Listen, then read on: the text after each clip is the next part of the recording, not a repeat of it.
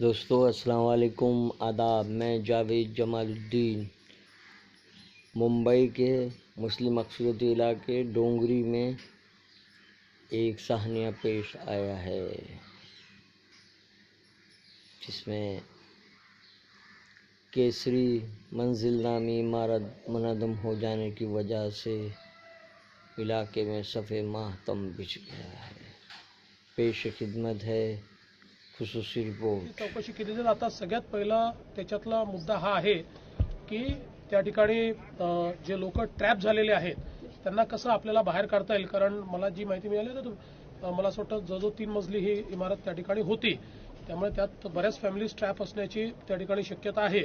NDRF आणि महानगरपालिकेच्या माध्यमातून त्याच्यावर कारवाई सगळी चाललेली आहे। त्यामुळे आता पहिला प्रेफरन्स जो आहे तो याचा सगळे जे लोक आत दबलेले आहेत। वज़ीर आला ने कहा कि माहडा की इस इमारत को असरन व तामीर की मंजूरी दे दी गई थी और ये तहकीकात की जाएगी कि तामीराती काम अब तक क्यों नहीं शुरू किया